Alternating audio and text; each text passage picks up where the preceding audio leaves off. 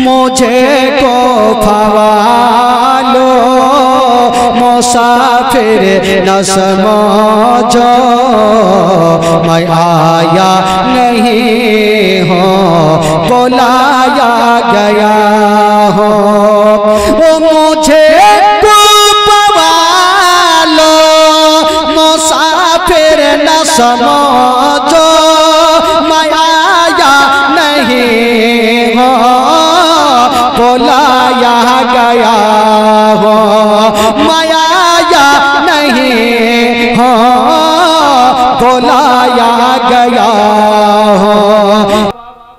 इमाम हुसैन बोलेছিলেন ওরে আমার আহলিয়ারা আজকে তোমাদের একটা কথা বলবো। আহলিয়ারা বলছেন ও গো মা ফাতেমার বেটা হোসেন আচ্ছা বলুন আপনি কি বলবেন। ইমাম হোসেন বলেছিল আমি এখনই যাব কুফা শহরে।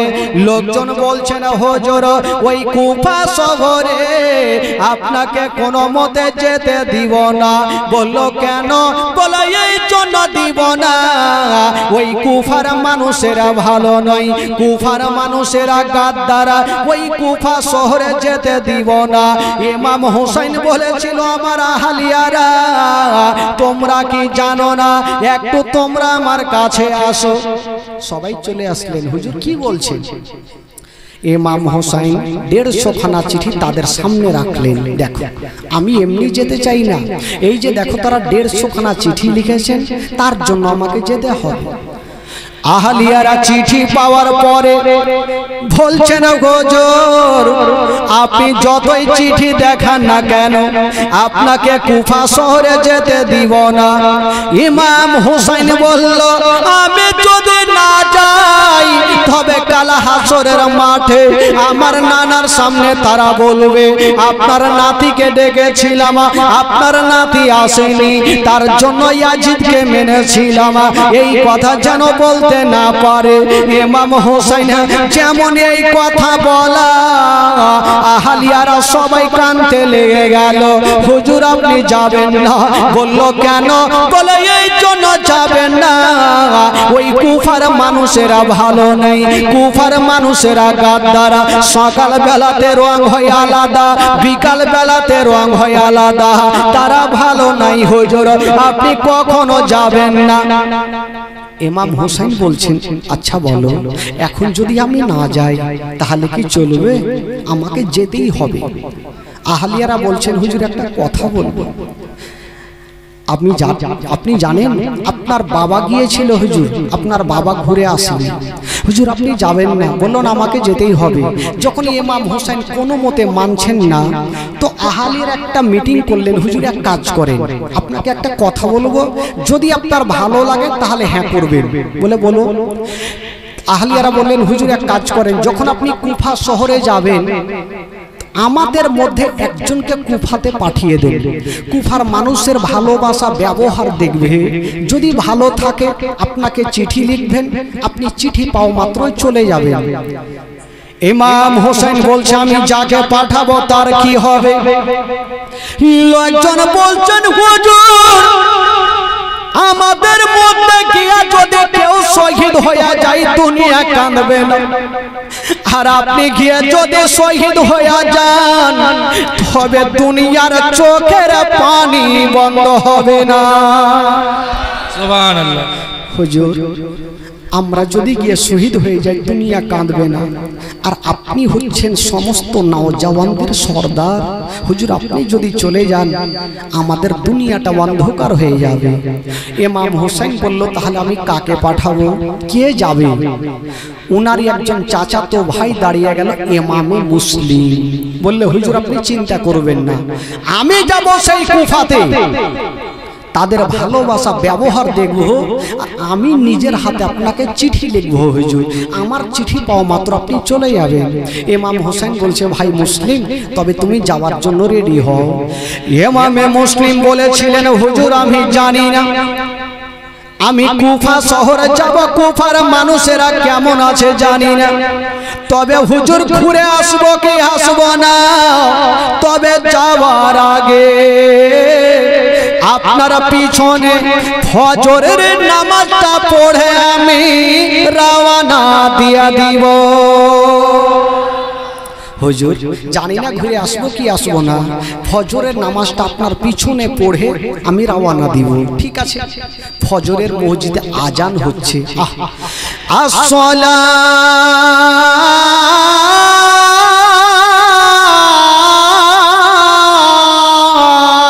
তো খায়রুম মিনান নাস,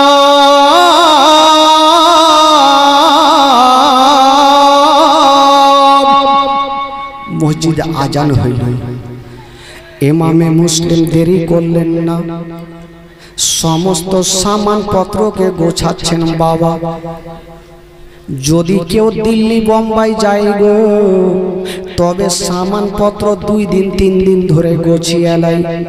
ইমামে মুসলিম যখন যাবে ওই কুফাতে, রাত্রিবেলা সামান গোছাচ্ছেন, আর সকাল বেলাতে নামাজের পরে যেন রওনা দেওয়ার জন্য রেডি। উনারে 2টা বেটা, যাদের নাম কিতাবে লিখছেন মোহাম্মদ আর ইব্রাহিম,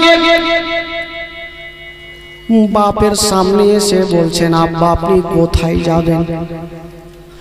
ইমামে মুসলিম বলেছিল, বেটা রে আমি যাব সেই কুফা শহর বেটা।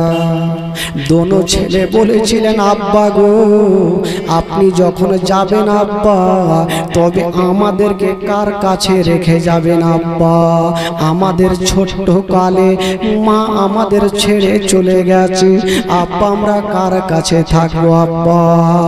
হায় রে ইমামে মুসলিম দোনো বেটাকে বুক কানে জড়িয়ে ধরে গালে মুখে চুমা খাচ্ছেন, আর বলছেন, ওরে লাডলা দুলারা, ওরে কলেজার পারা, ওরে নয়নের তারা, জানি না বেটা ওই কুফার মানুষেরা কেমন আছে, গাদ্দার আছে না ভালো আছে, জানি না বেটা তারা কেমন আছে বলতে পারবো না। যদি বেটারে আমি বিপদে পড়ে যাই তবে আমি পড়বো, তোমাদের আমি বিপদে ফেলবো না। দোনো ছেলে বলছেন, আব্বা গো আব্বা গো যখন আমরা ছোট ছিলাম আমাদের মা আমাদের ছেড়ে চলে গেছে আব্বা। আব্বা গো যারা মা জগতে বেঁচে নাই তারা দুনিয়াতে আব্বা কিছুই নাই।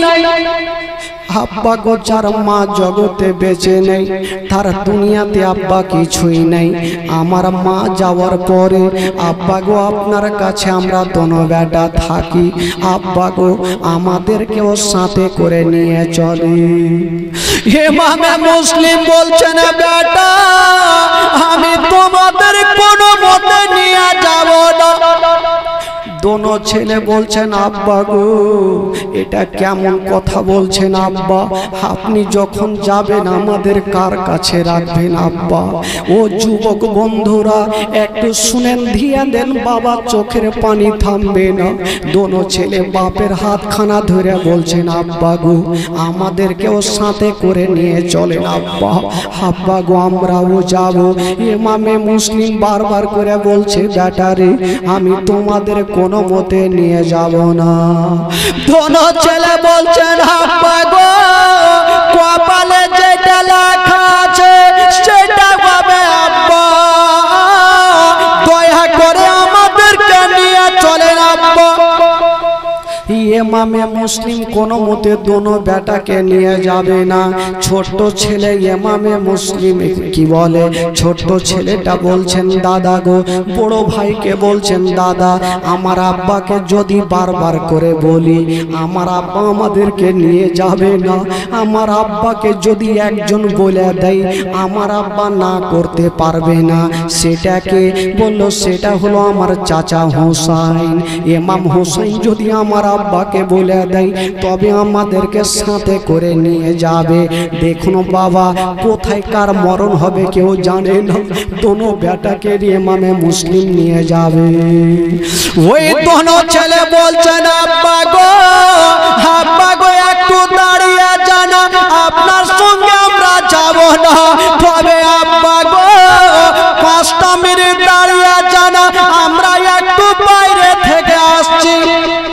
ইমামে মুসলিম বলছে বেটা কোথায় যাবি তোরা, আপনি একটু দাঁড়ান। দোনো ছেলে কাঁদতে কাঁদতে ইমামে হুসাইনের সামনে গিয়ে দাঁড়িয়ে গেছেন। চাচা চাচা গো আজকে একটা কথা বলবো চাচা। ইমাম হুসাইন বলেছিল আচ্ছা বলো তোমরা কি বলবে। বলছে চাচা গো আমার আব্বা যাচ্ছে কুফা শহরে, আমার আব্বা আমাদেরকে নিয়ে যায় না, এত করে বললাম আমার আব্বা আমাদেরকে নিয়ে যায় না। ইমামে হুসাইন বলেছিল বাবা রে আচ্ছা বলো তোমরা কি যাবে। দোনো ছেলে বলছেন চাচা আমরা যাওয়ার জন্য এসেছি চাচা। ইমামে হুসাইন বলেছিল দাঁড়িয়ে যাও। ইমাম হুসাইন ডাক দিচ্ছেন ভাই মুসলিম একটু আমার কাছে আসো। ইমামে মুসলিম চলে আসিল। ইমাম হুসাইন বলে ভাই মুসলিম তুমি যখন যাচ্ছ যাও, তবে তোমার দুটা বেটাকে সাথে করে নিয়ে যাও। ইমামে মুসলিম জোড় হাত করে বলছে হুজুর আমাকে ভুল করেও যেতে বলবেন না, কারণ জানি না ওই কুফার মানুষেরা কেমন আছে, গাদ্দার আছে না ভালো আছে কেউ জানি না। হুজুর আমি বিপদে পড়ব, আমার দোনো বেটাকে আমি বিপদে ফেলবো না। ইমাম হুসাইন বলেছিল ও ভাই মুসলিম কপালে যেটা লেখা আছে সেটা হবে, তোমার দোনো বেটাকে তুমি সাথে করে নিয়ে যাও। ইমামে মুসলিম বলল আল্লাহ হুসাইন ভাই যখন বলে দিয়েছে, হুজুর যখন বলে দিয়েছে আমার আর রাখা চলবে না। ইমামে মুসলিম চাঁদের চাইতে সুন্দর চেহারা, দুটা ছোট্ট ছোট্ট ছেলে 7-8 বছরের ছেলে, কতটা বুদ্ধি হবে, সুন্দর করে গোসল বানিয়ে দিচ্ছেন বাবা। ইমামে মুসলিম গোসল বানাচ্ছেন বাবা, কিন্তু চোখ দিয়ে যেন ঝরঝর করে পানি। দোনো ছেলে বলছেন আব্বা গো আজকে আপনি গোসল বানিয়ে দিচ্ছেন কিন্তু আপনার চোখ দিয়ে কেন পানি ঝরছে। ইমামে মুসলিম বলেছিলেন বেটা মানুষ যখন মারা যায় বেটা তখন তাকে শেষবারের মতো গোসল দিতে হয়। বেটারে জানি না আজকে তোমাদের গোসল দিচ্ছি রে বেটা, জানি না হয়তো কোনোদিন আর গোসল দিতে পাবো কি পাবো না। দোনো বেটাকে গোসল বানিয়ে দিলেন, সুন্দর সুন্দর পোশাক পরায়া, চোখে সুরমা লাগায়া বাবা দুলদুলে চাপিয়ে নিয়েছেন। বাবা দেখুন দোনো বাচ্চাকে কেমন করে বাবা গো কুফার মানুষের তাদের গলাতে ছোরা চালাবে। ওই ইমামে মুসলিম দোনো বাচ্চাকে সুন্দর করে যেন বাবা গো সাজিয়ে গুছিয়ে বলছেন বেটা রে তোমরা যখন যাবে তবে একবার তোমার চাচা হুসাইনের কাছে তোমরা ক্ষমা চেয়ে নাও। দুটা জান্নাতি ফুল এক পা দুই পা করে ইমাম হুসাইনের সামনে দাঁড়িয়ে গেল। চাচা গো একবার আমাদের খুশি মনে বিদায় দাও। ইমাম হুসাইন দুটা ছোট্ট ছোট্ট ছেলেকে টেনে যেন বুকখানে লাগিয়েছেন বাবা, আর বলল যাও যাও আমি তোমাদের জন্য দোয়া করব, যাও তোমরা কুফা শহরে চলে যাও। যেমন এই কথা বলা দোনো ছেলেকে বাবা গো দুলদুলে চাপিয়ে নিলেন।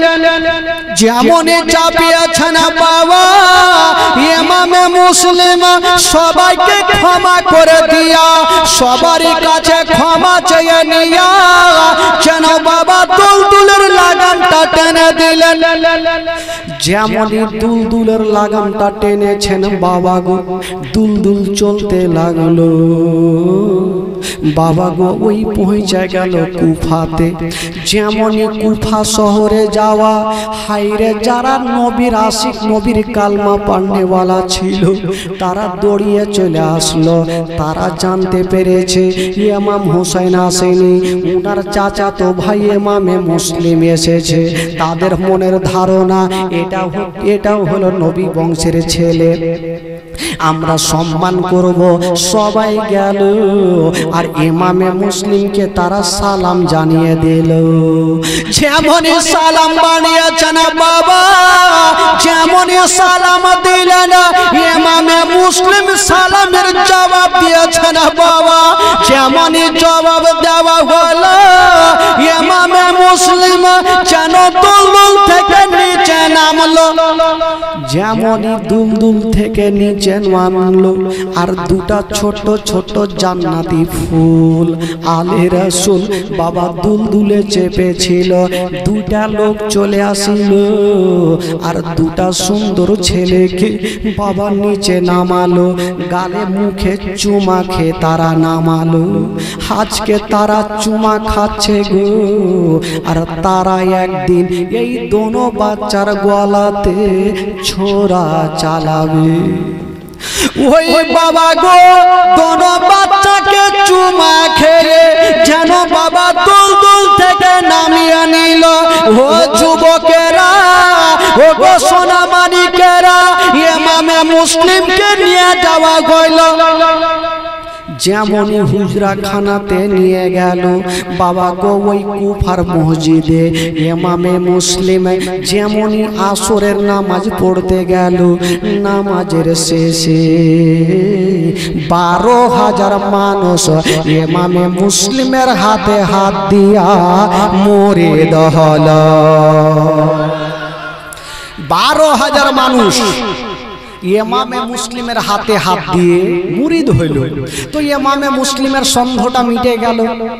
কি যে কুফার মানুষেরা আগে খারাপ ছিল, এখন তারা খারাপ নয়, এখন তারা ভালো হয়ে গেছে। নচেত একই টাইমে একই সময়ে আমার হাতে 12,000 মানুষ মুরিদ যদি হতে পারে, তো আমার ভাই হোসাইন যদি আসে তবে কত হাজার হতে পারে। না, কুফার মানুষের আর খারাপ নয়, ভালো হয়ে গেছে। সঙ্গে সঙ্গে ইমামে মুসলিম একখানা চিঠি লিখলেন। কাকে? ইমাম হোসাইনকে চিঠি লিখলেন, ওগো মা ফাতেমার বেটা হোসাইন, আপনি দেরি করবেন না, আমি যেই কাজের জন্য এসেছিলাম কুফার মানুষেরা ভালো হয়ে গেছে, হুজুর গাদ্দার নেই, আপনি তাড়াতাড়ি করে চলে আসেন। এই চিঠি যেমনই ছাড়তে নাই, বিপদ বাবা আসতে নেই। কি বিপদ আসলো? একটা লোক ইয়াজিদের কাছে গিয়ে বলতে লাগলো, ওগো ইয়াজিদ, কি হলো? বলে কুফা শহরে দুটা নারা চলে। কেমন নারা? ওই একটা চলে হোসাইন জিন্দাবাদ, আর একটা নারা চলে ইয়াজিদ মুর্দাবাদ। ইয়াজিদের মিজাজ খারাপ হইবে কি না? ইয়াজিদ বলল, আমারই তো একটা খাস লোক নওমান বিন বাসিরকে রেখেছি ওখানে, তো ওনার থাকা সত্ত্বেও কেন তারা আমার নামে গুণ গাইবে না? বলে হুজুর, উনি আপনার নুন খাই আর হোসেনের গুণ গাই। আপনি যদি কুফাকে বাঁচাতে চান তবে একটা হাড্ডা ঘাড্ডা মানুষ এখনই কুফাতে পাঠিয়ে দেন, আর নচেত কুফাকে আপনি দখল করতে পারবেন না। কাকে পাঠাবো? তো একজনকে ডাকলেন যার নাম ছিল ওবায়দুল্লাহ ইবনে জিয়াদ। তাকে বলল, ওবায়দুল্লাহ ইবনে জিয়াদ, যাও তুমি কুফা শহরে যাও, তার বাড়ি নিয়ে যাও। যদি তোমার কথা কেউ না শুনে তাহলে তাকে তুমি হত্যা করে দাও, তার বাড়িকে জ্বালিয়ে দাও, তার বাড়ি ঘরকে ছারখার করে দাও, আর ইমামে মুসলিমকে তুমি জিন্দা রাখবে না। ওবায়দুল্লাহ ইবনে জিয়াদ দেরি করলো না বাবা গো, সেখান থেকে আবার কুফার দিকে রওনা দিয়েছেন। তবে কি বলে, ওবায়দুল্লাহ ইবনে জিয়াদ একটু চালাক। উনি চিন্তা করছেন, ভাই আপনারা দাঁড়িয়ে কেন, একটু বসে যান ভাই, বসে যান, বসেন বসেন, দাঁড়িয়ে থাকেন না বাবা। ওবায়দুল্লাহ ইবনে জিয়াদ একটু চালাক। উনি চিন্তা করছেন, ইমামে মুসলিম চিঠি লিখেছেন ইমাম হোসাইন যাবে, তার আগে ইমাম হোসাইনের গাড়ি যাওয়ার আগে আমার গাড়িকে আমি কুফাতে পৌঁছে দিই।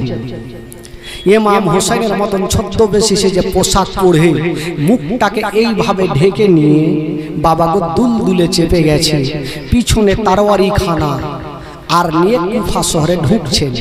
তো কুফার মানুষেরা চিনতে পেরেছে, জানতে পেরেছে যে ইমামে মুসলিম চিঠি লিখেছে, ইমাম হোসেন কিন্তু চলে আসবেন। একবার সকাল বেলায়, একবার বিকাল বেলায় বাবা গো ইমাম হোসেনের তারা অপেক্ষা করে। একদিনের ঘটনা হঠাৎ করে ওবায়দুল্লাহ ইবনে জিয়াদের উপরে নজর পড়ে গেল। তারা জানতে পারলো হয়তো ইমাম হুসাইন চলে এসেছে। তারা জানে না যে এটা ইমাম হুসাইন নাই, এটা হলো মারজানের বেটা ওবায়দুল্লাহ ইবনে জিয়াদ। ওই বাবা গো যারা যারা ছিল ওবায়দুল্লাহ ইবনে জিয়াদ যেমনই কাছাকাছি হলো, ইনারা গিয়া ওই ওবায়দুল্লাহ ইবনে জিয়াদকে ইমাম হুসাইন মনে করে সালাম জানিয়ে দিল। সালাম জানালো। ওবায়দুল্লাহ ইবনে জিয়াদ ভাবছে যদি আমি সালামের জবাব জোরে দিই তবে হয়তো আমার আওয়াজ চিনে যেতে পারে, এটা ইমাম হুসাইন নয়, এটা হচ্ছে ওবায়দুল্লাহ ইবনে জিয়াদ। তারা হয়তো আমার উপরে এখনই আক্রমণ করে দিতে পারে না। তো সালামের জবাবটা আস্তে করে দিলেন। তো তারা চিন্তা করছেন কুফাবাসীরা, হ্যাঁ গো আমরা ইমাম হুসাইনকে এত জোরে সালাম দিলাম আর হুজুর আমাদের জোরে উত্তর দিলে না, আস্তে কেন দিল? আবার তাদের মধ্যে আলোচনা করছে হয়তো হুজুর অনেক দূর থেকে এসেছেন, হয়তো শরীর খাসতে গেছে, হয়তো আস্তে করে দিল। যাক সালামের কোনো দরকার নাই, এক কাজ করেন ভিতরে নিয়ে চলেন। ইমাম হোসেনকে ভিতরে নিয়ে যাওয়া হলো। যেমনই ভিতরে নিয়ে যাওয়া হলো বন্ধুরা ও আমার মা বোনেরা, ইমামে মুসলিম কিন্তু বেরাদার ছিল না ওই জায়গাতে। ওবায়দুল্লাহ ইবনে জিয়াদ যেমনই ভিতরে গেছেন বাবা একটা ছাদের উপরে চেপে গেল। আরে ছাদা চেপেছে না বাবা, ওই বাবা গো ওই চেহারা থেকে কাপড় খানা সরাইয়া তারবারি খানা নিয়া বাবা গো দাঁড়িয়ে গেল। আরে বলছেন ওরে কুফার মানুষেরা তোমরা আমাকে মনে করেছো আমি ইমাম হোসেন নই, আমি হলাম ওবায়দুল্লাহ ইবনে জিয়াদ। সবাই দাঁড়িয়ে গেল। কুফার মানুষেরা বাবা থমকে দাঁড়িয়ে গেল। আহারে আমরা হোসেন মনে করে সালাম দিয়েছিলাম, এটা তো ইমাম হুসাইন নয়, এটা হলো ওবায়দুল্লাহ ইবনে জিয়াদ। এই কথা যেমনই বলতে নাই সবাই দাঁড়িয়ে গেল। ওবায়দুল্লাহ ইবনে জিয়াদ যেমনই তারবারি খানা নিয়ে উঠেছেন বাবা কেউ আর কোনো কথা বলে না। ওবায়দুল্লাহ ইবনে জিয়াদ বলল ও কুফার মানুষেরা, আচ্ছা বলো কে কে ইমামে মুসলিমের হাতে হাত দিয়ে মুরিদ হয়েছে একটু বলো। যারা যারা ইমামে মুসলিমের হাতে 12,000 মানুষ যে মুরিদ হয়েছিল, একটা একটা করে মুরিদ যেন ভাঙতে লাগলো। সমস্ত লোক ইমামে মুসলিমকে ছেড়ে দিয়া বাবা গো তারা ইয়াজিদকে আবার মেনে ফেললো। ওবায়দুল্লাহ ইবনে জিয়াদ বলে শোনো, যদি কেউ তোমরা ইয়াজিদকে না মানো তবে তাকে জিন্দা রাখবো না, যদি পারো তবে সমস্ত লোক মুরিদ ভেঙে দাও। ভেঙে দেওয়া হইল। এবার ওবায়দুল্লাহ ইবনে জিয়াদ বললে এক কাজ করো, ইমামে মুসলিম কোথায় আছে একবার খুঁজে বার করো। বাবা গো যে ইমামে মুসলিমের হাতে হাত দিয়া 12,000 মানুষ মুরিদ হয়েছিল তারা দুশ্মন হয়ে গেল। ইমামে মুসলিমকে খোঁজার জন্য গোটা গ্রামে ছড়িয়ে গেল। ইমামে মুসলিম কোথায় যাবে বাবা গো? রাতের অন্ধকারে ইমামে মুসলিম কোন দিকে যাবে? কুফার জুমা মসজিদে বাবা গো মাগরিবের নামাজ আদায় করলেন। যেমনই নামাজ পড়েছেন বাবা, তবে একটা কথা, নবী বংশের ছেলে যেইখানে চলে যায় ইমামতি কাউরির জন্য চলে না। ইমামে মুসলিম নামাজ পড়াচ্ছেন আর কি বলে 22,000 মানুষ ইমামে মুসলিমের পিছনে নামাজ আদায় করছে। যেমনই নামাজ পড়াচ্ছে না বাবা, ডান দিকে সালাম ফিরায়া বাম দিকে সালাম ফিরায়া, যেমনই পিছনে দেখছেন বাবা একটাও লোককে দেখা যায় না। সমস্ত লোক নামাজকে ভঙ্গ করে দিয়া যেন বাড়ি পালিয়ে গেছে।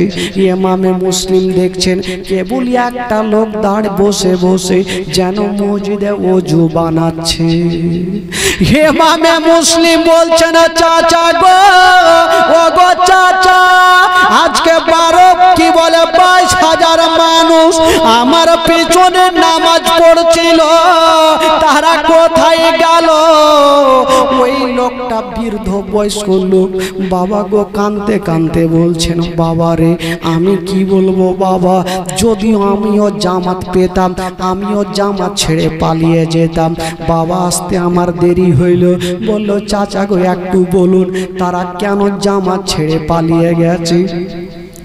ওই লোকটা বলল, বাবা রে একটা কাজ করো, আমি তোমাকে বলছি। কি বলছে চাচা বলো? বলছে বাবা রে যখন তুমি নামাজ পড়াচ্ছিলে, পিছনে নামাজ চলছিল, হঠাৎ করে একটা ইয়াজিদের লোক ঢোল দিয়ে চলে যাচ্ছিল। নবী বংশের ছেলেকে যারা বাড়িতে জায়গা দিবে তাদের বাড়ি ঘরকে জ্বলিয়ে রেখে দেওয়া হবে, তাদেরকে বাঁচিয়ে রাখা যাবে না।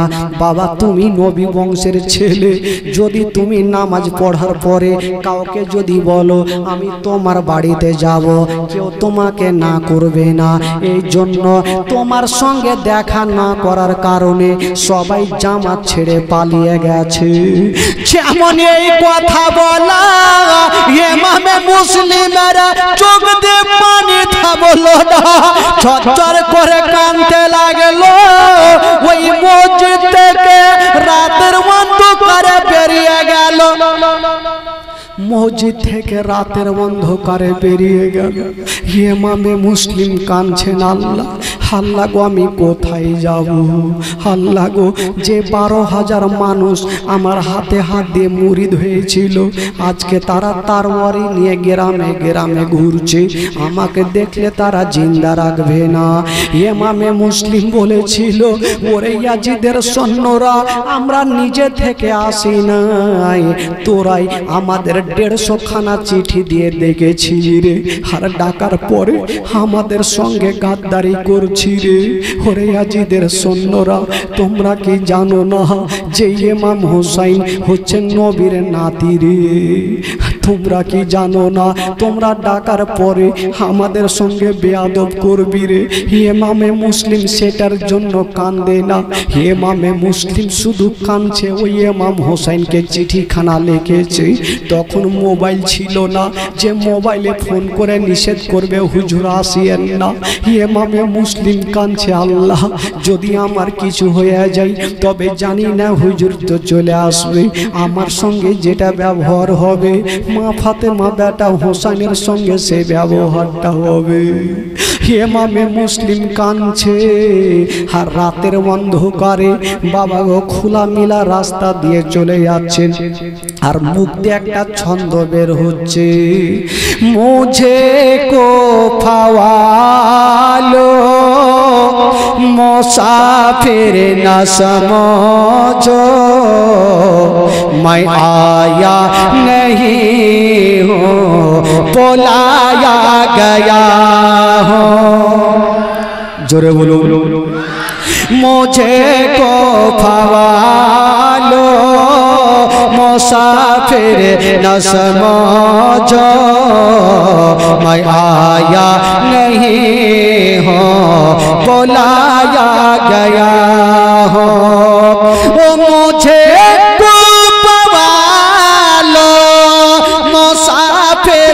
समझो, मैं आया नहीं हो बुलाया गया हो, मैं आया नहीं हो बुलाया गया हो।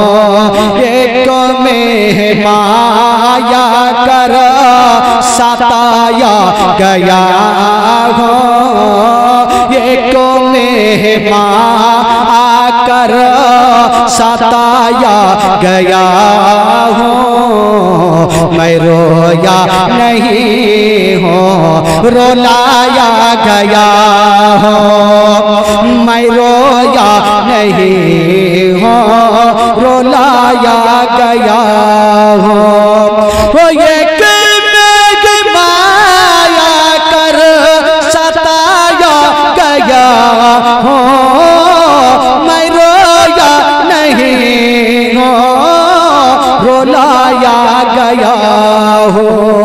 बेहस इज्जत बड़ी में मका बन रहा है, मैं तेरा नहीं हूँ बसाया गया हूँ।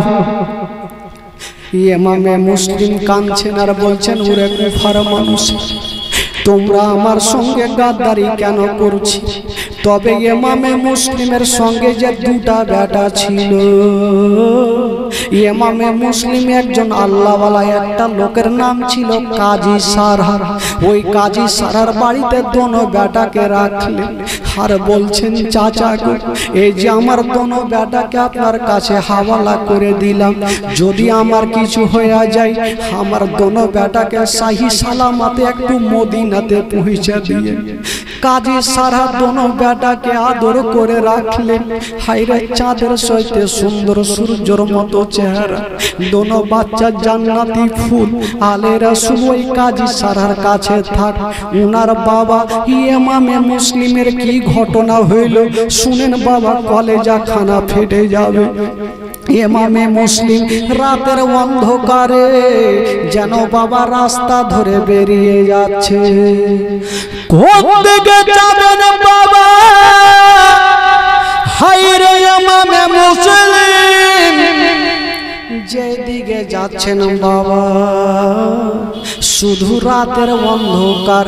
গোটা কুফা শহরে জ্বালানা বাতি বন্ধ আছে। ইমামে মুসলিম চতুর্দিকে তাকিয়ে দেখছেন কোন জায়গাতে জ্বালানা বাতি খোলা নেই। বাবা গো, ইমামে মুসলিম কাঁদছেন, রাস্তা ধরে চলে যাচ্ছেন। বাবা গো, একটা কথা ভাবেন, আমি মাওলানা তাফাজ্জুল, যদিও আমি কালিয়াচক থেকে গ্রামে আসি আর গোটা গ্রাম যদি লাঠি লাদনা ফারসা নিয়ে আমার পিছনে থাকে, আমার আত্মীয় স্বজন নেই, বলুন আমি কোন দিকে যাব? বাবা গো, কতটা ভয়ঙ্কর লাগবে। ইমামে মুসলিম সেখান থেকে কোথায় যাবে? কোন দিকে যাবেন বাবা? ইমামে মুসলিম রাস্তা ধরে চলে যাচ্ছেন বাবা, কোনো দরজা খোলা নেই, কাউরি জালনা বাতি খোলা নেই। কেন খোলা নেই? এই জন্য খোলা নাই, ওই কুফার মানুষেরা ভাবে যদি জালনা দরওয়াজা খোলা রাখি তবে ইমামে মুসলিম চলে আসবে, আমরা না করতে পারবো না। এই জন্য তারা জালনা বাতি বন্ধ করে দিয়েছে না। হায়রে ইমামে মুসলিম বাবা গো, রাস্তা ধরে যাচ্ছে না বাবা, কেবল একটু দূরে দেখছেন মা, কেবল একটা জায়গাতে যেন লালটন জ্বলতেছিল, একটা জায়গাতে লালটন জ্বলছে। ইমামে মুসলিম ভাবছে প্রত্যেকটা বাড়িতে কোনো বাতি নেই, কোনো আলো নেই, দরজা বাতি জানলা বন্ধ, ওই বাড়িতে কেন লালটন জ্বলে? একবার যাই দেখি। ইমামে মুসলিম এক পা দুই পা করে যাচ্ছেন বাবা, যেমন গিয়ে দেখছেন বাবা একটা মা, বয়স্ক মা, চারাকটা জ্বালায়া চারাকের পাশে বসে শুধু রাস্তার দিকে দেখতেছে। ইমামে মুসলিম বলছেন মা গো, মা গো, গোটা কুফা শহরে মা জালনা বাতি বন্ধ, মা তুমি কেন এই জায়গাতে বসে আছো? মা তুমি কেন ঘরে যাওনি? মা একবার আমারে বলো। ওই মেয়েটার নাম কি লিখছেন বাবা? কেতাবে লিখছেন বন্ধুরা, যেই মেয়েটা গাছের তলাতে বসেছিল, বারান্দায় বসেছিল, ওই মেয়েটার নাম হলো তুয়া বিবি। ওই তুয়া বিবি বসে আছেন। ইমামে মুসলিম বলছেন মা গো, তুমি কেন বসে আছো? মা ওই মেয়েটা বলছেন বাবা রে, তুমি কি জানো না আল্লাহ 10 বছর পরে একটা আমাকে সন্তান দিয়েছে, যে সন্তানের নাম রেখেছি আমি বেলাল। ওই বেলাল ইবনে জিয়াদের দরবারে চাকরি করে, প্রত্যেক দিন সন্ধ্যার সময় চলে আসে, হাজ আজকে রাত্রি প্রায় 10টা বেজে গেল, আমার বেটা আসেনি। তার জন্য আমি মা রাস্তার ধারে বসে বসে বেটার অপেক্ষা করছি। যতক্ষণ পর্যন্ত বেটার মুখে খাবার দিব না, আমি মা একবারও আমি ঘরে যাব না। ইমামে মুসলিম বলছেন, মা গো কথাটা তুমি ভালো বলেছ মা। মা যতক্ষণ ওই সন্তানের চেহারা দেখবে না, মা গো ওই মায়ের মনে শান্তি খানা হবে না। তবে মা গো খুব ভালো করেছো মা, তবে একটা কথা বলবো মা, এ রাতের অন্ধকারে এসেছি মা, যদি পারো গো মা তবে এক পেয়ালা আমাকে পানি দিয়ে দাও মা। মা এক পেয়ালা আমাকে পানি দিবে না? ওই তুয়া বিবি ভাবছেন আল্লাহ জানি না, এই রাতের অন্ধকারে কাউকে তো দেখতে পাচ্ছি না, তবে এই ছেলেটা কোথায় থেকে আসলো, আমার কাছে পানি চেয়েছে, আমি কেমন করে না করব, একটু দিয়েই দিই। ওই মেয়েটা ঘরে গেল আর 1 লোটা পানি এনে ইমামে মুসলিমকে দিলেন। ইমামে মুসলিম পানি খানা পান করে খালি লোটা ওই মেয়েটাকে দিচ্ছেন। তো তুয়া বিবি খালি লোটা ঘরে রাখতে গেলেন, আবার আসছেন, এসে দেখছেন বন্ধুরা ইমামে মুসলিম এখনো দাঁড়িয়ে, কিন্তু চোখ দিয়ে যেন ঝরঝর করে পানি ঝরছে। ওই মেয়েটা বলছেন, বাবা তুমি পানি চাইলাম পানি দিলাম, এবার তুমি তোমার বাড়িতে যাও। এই কথা যেমনই বলতে নাই, ইমামে মুসলিমের আর কলেজা খানা থামলো না, কাঁদতে লাগলো, মা গো আমার বাড়ি যদি থাকতো গো মা, তবে তোমার কাছে পানি চেয়ে খেতাম না। মা গো হে রাতের অন্ধকারে আমি গ্রামে গ্রামে ঘুরতাম না মা। বলছে বাবা তুমি কে বলো? বলছেন মা গো যার কারণে গোটা কুফা শহরে জালনা বাতি বন্ধ করেছে মা, আমি হলাম সেই নবী বংশের ছেলে ইমামে মুসলিম। যেমন এই কথা বলা ওই মেয়েটা হায়রে বয়স্ক মা কাঁদতে কাঁদতে মাটিতে পড়ে গেল, কাঁদতে কাঁদতে মাটিতে পড়ে গেল। ইমামে মুসলিম বলছেন মা গো আজকে আমি কাঁদবো মা, তুমি কান্দিও না, তবে মা গো একটা কথা তোমাকে বলবো মা, তুমি আমাকে পানি পান করিয়েছো মা, আমার আত্মাকে ঠান্ডা করেছো, তবে যদি পারো মা তবে আজকে রাতটা একটু তোমার বাড়িতে থাকবো মা, কথা দিলাম আমি সকাল বেলায় চলে যাব মা।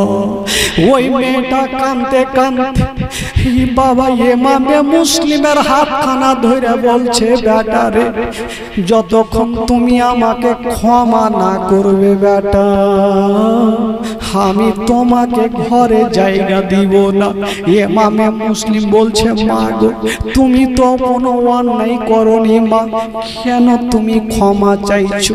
ওই বৃদ্ধ মেয়েটা কাঁদছে বলছেন বাবা আমি একটা বিশাল বড় অন্যায় করে ফেলেছি। বলল কি অন্যায়? মেয়েটা কাঁদতে কাঁদতে বলছেন হুজুর কাল হাসরের মাঠে একটু নবীর সামনে তুমি এই কথাটা বলিও না, এই কথাটা তুমি স্বীকার করিও না যে তুয়া বিবি আমাকে সে রাত্রে চিনতে পারেনি। আমি তোমাকে চিনতে পারিনি, এই কথাটা যদি তুমি নবীকে বলে দাও তবে আমার নবী নারাজ হয়ে যাবে। ওরে লাডলা দুলারা আজকে তোমাকে জায়গা দেব, সর্বপ্রথম তুমি আমাকে ক্ষমা করো। ইমামে মুসলিম আর দাঁড়িয়ে থাকতে পারলেন না, মেয়েটা রাত কানা ধরে বলছে মা গো আজকে তুমি আমাকে পানি পান করিয়েছো মা, তবে মা গো তোমাকে টাকা দিতে পারবো না, পয়সা দিতে পারবো না, মা গো কাল হাসরের মাঠে আমি তোমার নামটা মুখস্থ করে রাখলাম মা, তোমার নাম খানা বলে মা আমি তোমাকে হাউজে কাউসারের পানি দিয়া শোধ করে দিব মা, হাউজে কাউসারের পানি দিয়ে শোধ করে দিব মা। মা গো বেরাদার বন্ধুরা, এবার তুয়া বিবি বলল বাবারে চলো তোমাকে আমার ঘরে নিয়ে যাব। ওই মেয়েটার এত মনে আনন্দ, নবী বংশের ছেলেকে নিমন্ত্রণ করে পাওয়া যায় না, ডেকে পাওয়া যায় না, আজকে আমার বাড়িতে এসেছে, আমার বাড়ির মতো কোনো শান্তি নাই, আমার বাড়ি খানা যেন আলো হয়ে যাবে, আমার বাড়িতে বরকত হয়ে যাবে। ওই মেয়েটা ইমামে মুসলিমের হাত ধরে ঘরে নিয়ে গেলেন, সঙ্গে সঙ্গে বাবা গো কিছু খাবার এনে ইমামে মুসলিমকে দিলেন। যেমন ইমামে মুসলিম খাবারটা খেতে যাবে, সঙ্গে সঙ্গে দোনো বেটার চেহারা মনে হয়ে গেল। ইমামে মুসলিম বলছেন আল্লাহ আমি যখন এসেছিলাম আমার দোনো কলেজার পাড়াকে এনেছিলাম, জানি না আমার দোনো বেটা কেমন আছে, খাবার খেতে পারলেন না, বাবা ঘরে আরাম করতে লাগলেন। তবে তুয়া বিবির একটা মনের সন্দেহ যে আমার বেটা বেলাল তো ইবনে জিয়াদের দরবারে কাজ করে, এখন আমার বেটা আসবে, যদি নবী বংশের ছেলেকে আমার বাড়িতে দেখে লাই তবে এই খবরটা হয়তো জানিয়ে দিতে পারে। তো সঙ্গে সঙ্গে বলছেন হুজুর ওগো নবী বংশের ছেলে ইমামে মুসলিম এক কাজ করে, আপনাকে একটা পার্সোনাল ঘর দিলাম, ওই ঘরে আপনি থাকেন, তবে হুজুর দয়া করে আপনি কথা বলিয়েন না, কারণ আমার বেটা জানি না যদি আপনাকে দেখে লাই তো নিয়াত পাল্টে যেতে পারে হুজুর। ঠিক আছে, ইমামে মুসলিমকে একটা ঘরে রাখলেন। আর ঠিক রাত্রি বেলায় ওই দিকে ওবাইদুল্লাহ ইবনে জিয়াদের দরবার থেকে ওই তুয়া বিবির বেটা বেলাল কিন্তু বাড়ি ঢুকলেন। মা মাগো তাড়াতাড়ি করে খাবার দেন মা। কেন কি হলো বেটা? বলছে মাগো আর বলিয়েন না মা, ওবাইদুল্লাহ ইবনে জিয়াদ একটা ইনাম রেখেছে মা, ইবনে জিয়াদ কি বলে ইমামে মুসলিমকে যে খুঁজে দিবে তাকে প্রচুর টাকা দিবে মা, আমি সারা দিন খুঁজেছি পাইনি, তাই তাড়াতাড়ি খাবো, সকাল হলে আমি বের হব। মার মাথায় একটা সন্দেহ হয়ে গেল, আমার বাড়িতে আছে নবী বংশের ছেলে, এই বেলাল যদি দেখে নাই তবে এই কথাটা ওবাইদুল্লাহ ইবনে জিয়াদকে জানিয়ে দিবে। বলছে হারে বেটা তোর কি মাথা পাগল হয়ে গেছে? নবী বংশের ছেলের বেটা, ওই ছেলেদেরকে কিছু করতে নাই, ওই ছেলেদের চেহারা দেখলে বেটা নেকি আছে, জোরে বলে সুবহানাল্লাহ। বেটারে ওই ছেলেরা হচ্ছে জান্নাতি ফুল আলে রাসূল, তুই তাদের ব্যাপারে কথা বলছিস। বেলালকে চট করে খাবার দিল, আর বেলাল একটা বিছানায় গিয়ে শুয়ে গেল। ঘুমটা আসেনি, কিন্তু বেলালের মা বাবা গো চিন্তা করছেন আল্লাহ, জানি না আমার বাড়িতে নবী বংশের ছেলে আরাম করছেন, কখন পানির দরকার হবে, কখন খাওয়ার দরকার হতে পারে, বারবার করে উঠছেন আর ওই ঘরের পাশে যাচ্ছেন, আবার নিজের ঘরে আসছেন, যাচ্ছেন আর আসছেন, যাচ্ছেন আর আসছেন। এই যাওয়া আসা দেখে বেলালের মনে সন্দেহ হয়ে গেল। বেলাল ভাবছেন আমার মা কোনদিন রাত্রিবেলা উঠেনি, আজকে বারবার করে উঠে ওই ঘরে কেন যাচ্ছে? বেলাল বলছেন মা গো মা তুমি বলো মা ওই ঘরটাতে কে আছে মা? আরে বেটা কেউ নাই, তুই ঘুমা তো, সকাল হলে কাজে যাবি, ঘুমা। বেলাল আবার চোখটা বন্ধ করছেন, আবার চিন্তা করছেন না কোনো না কোনো কিন্তু আছে, নচেত মা বারবার করে উঠে না, আজকে কেন উঠছেন?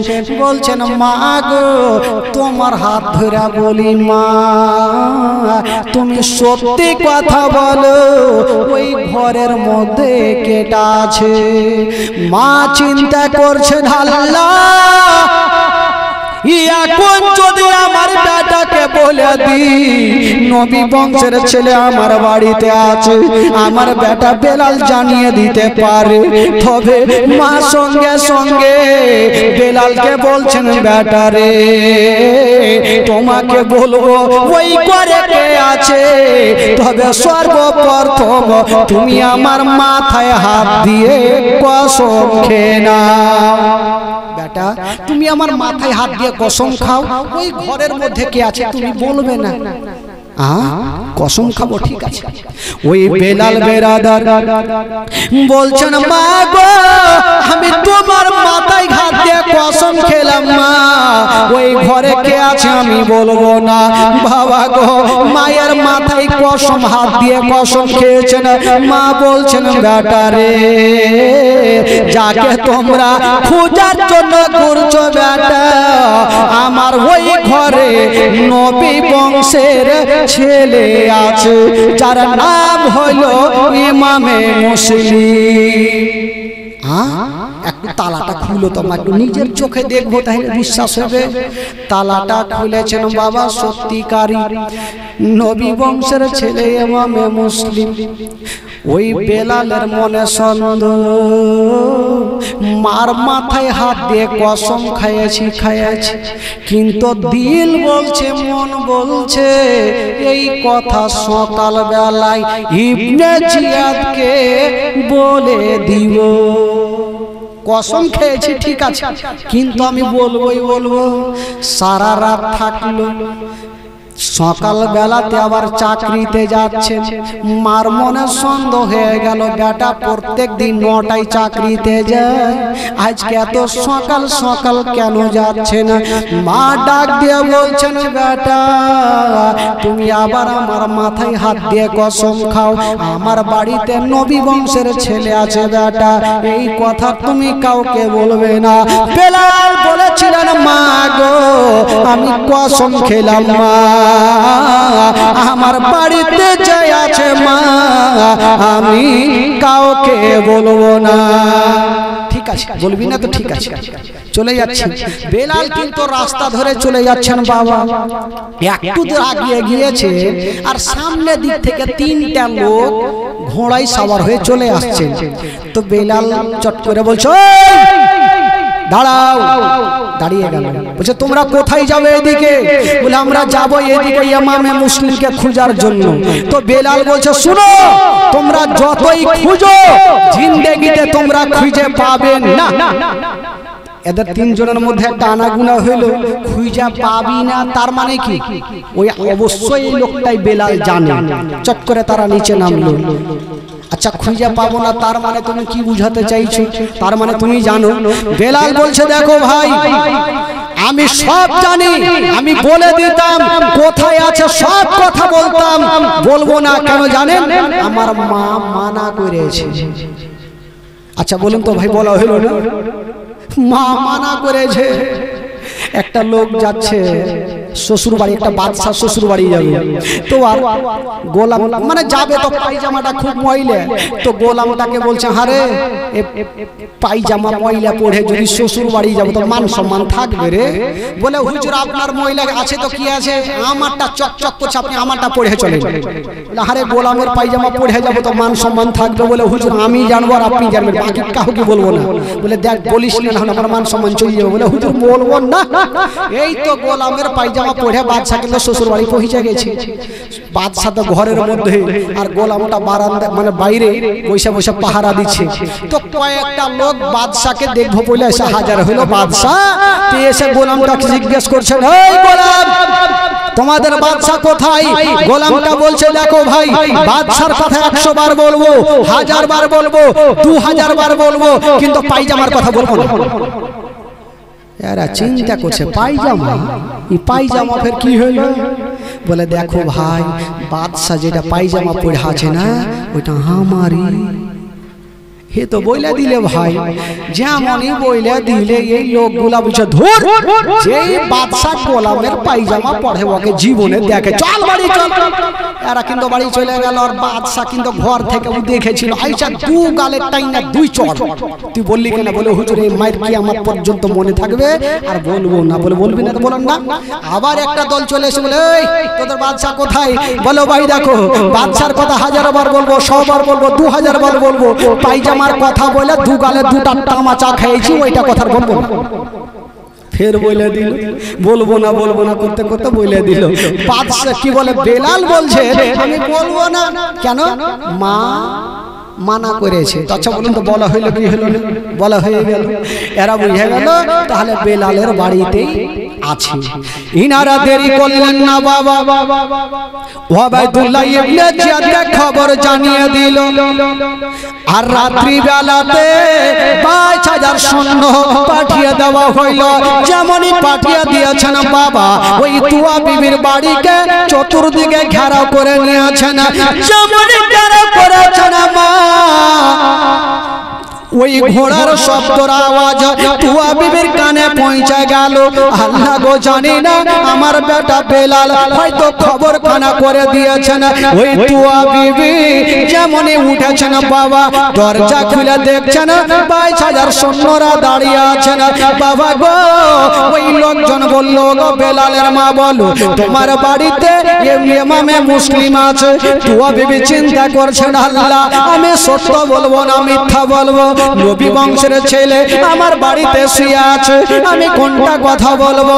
তুমি তুয়া বিবি বলছেন আল্লাহ একটা মিথ্যা বলার কারণে যদি জাহান্নামে যেতে হয়, নবী বংশের ছেলে আমার বাড়িতে আছে এই কথা আমি বলবো না।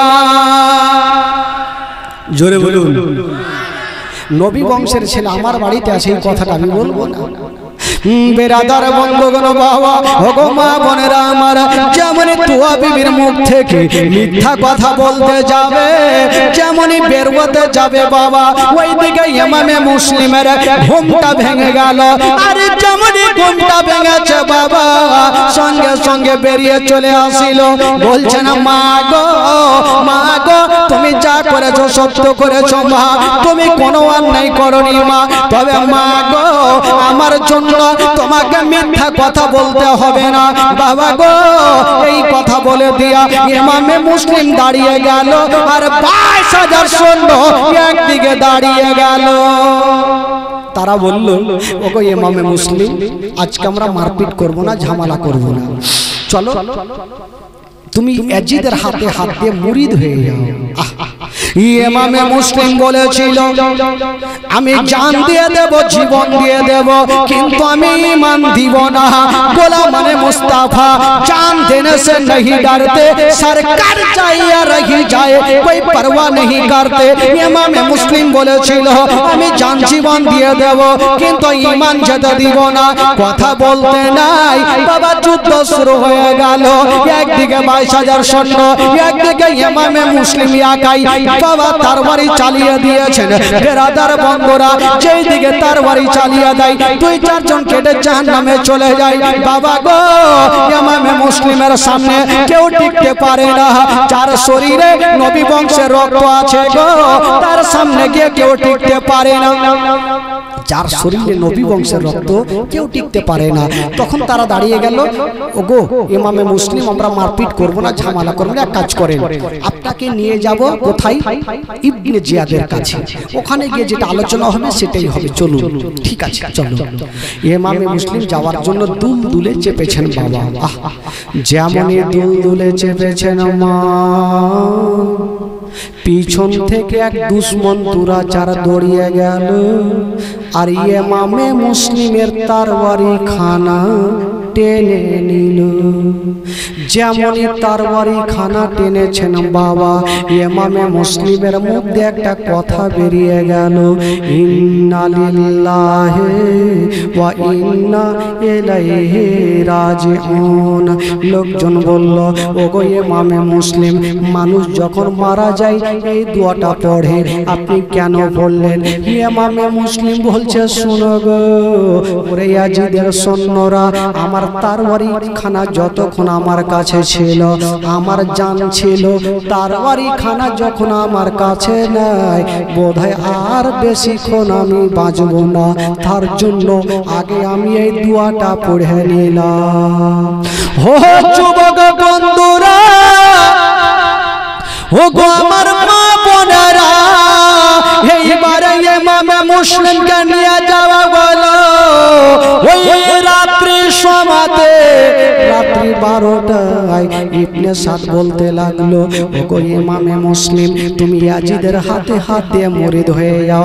ইমামে মুসলিম বলেছিল, না আমি জান দিয়ে দেব, জীবন দিয়ে দেব, কিন্তু আমি ঈমান যেতে দিব না। ইবনে সাদ বলল, ওরে তোরা কে আছো রে? ইমামে মুসলিমকে ওই জেলখানাতে ভরে দাও, সারা রাত জেলের মধ্যে থাকবে, সকাল যখন হবে তখন তার বিচার হবে। ইমামে মুসলিমকে রাত্রি 12টায় বাবা গো জেলখানাতে ভরে দেওয়া হলো। যেমনই জেলখানাতে ভরেছেন মা, রাত্রি 12টায় ইমামে মুসলিম জেলের মধ্যে আছে, সঙ্গে সঙ্গে দুটা বেটার কথা মনে পড়ে গেল, আল্লাহ গো আমার যদি কিছু হয়ে যায়, আমার দোনো বেটার কি হবে? আমার দোনো কলেজ আর পাড়ার কি হবে? যারা মা জগতে বেঁচে নেই, আমার কাছে তার আদর যত্ন, যদি আমার কিছু হয়ে যায়, আমার দোনো ছেলের কি অবস্থা হবে? হায় রে ইমামে মুসলিম, ওই জেলখানার মধ্যে যেন বাবা চটপট করে কান্দে মা। রাত্রি 12টায় ঘুমটা আসে না, ওই জেলের মধ্যে নামাজ আদায় করছেন বাবা, ওই জেলের মধ্যে ইমামে মুসলিম কাঁদছে। সকাল যখন হইল, ইবনে সাদ বলল, যাও যাও ইমামে মুসলিমকে ঢেকে আনো। ইমামে মুসলিমকে ডাকা হইল, যেমনই ডাকা হইল বাবা, এবার ইমামে মুসলিমকে বলল, এক কাজ করো, ওগো ইমামে মুসলিম, তুমি ইয়াজিদের হাতে হাত দিয়ে মুরিদ হয়ে যাও। ইমামে মুসলিম বলেছিল, না আমি জান দিয়ে দেব, জীবন দিয়ে দেব, কিন্তু আমি ঈমান যেতে দেব না। বলল, রে তোরা কি আছিস রে? ওই ইমামে মুসলিমকে বাড়ির ছাদে নিয়ে যাও, আর ইমামে মুসলিমের গর্দান খানা কেটে নাও। বাবা গো, ইমামে মুসলিম নবী বংশের ছেলেকে টানতে টানতে নিয়ে গেল পাড়ার ছাদে। যেমনই নিয়ে গেল, দুশ্মন দুরাচার তরবারি নিয়ে যেন বাবা দাঁড়িয়ে গেছে মাথার উপরে, আর বলছে, ওগো ইমামে মুসলিম, এখনো তোমাকে ছেড়ে দিতে পারি যদি তুমি ইয়াজিদের হাতে হাত দিয়ে মুরিদ হয়ে যাও। ইমামে মুসলিম বলেছিল, না আমার দেহতে যতক্ষণ পর্যন্ত রূহ আছে, আমি জীবনও ইমামে ইয়াজিদের হাতে হাত দিয়ে মুরিদ হব না। এই কথা বলতে নাই, ওই দুশ্মন দুরাচার এত জোরে তরবারি চালিয়ে দিয়েছেন বাবা, এত জোরে তরবারি চালিয়ে দিয়েছেন, সঙ্গে সঙ্গে ওই যেন ইমামে মুসলিমের গলাতে পড়ে গেল। যেমনই গলাতে পড়েছে, একদিকে মাথা গেল, একদিকে বডি গেল। সকলে পড়ুন, ইন্না লিল্লাহি ওয়া ইন্না ইলাইহি রাজিউন। আল্লাহুম্মা সাল্লি আলা সাইয়্যিদিনা মাওলানা মুহাম্মদ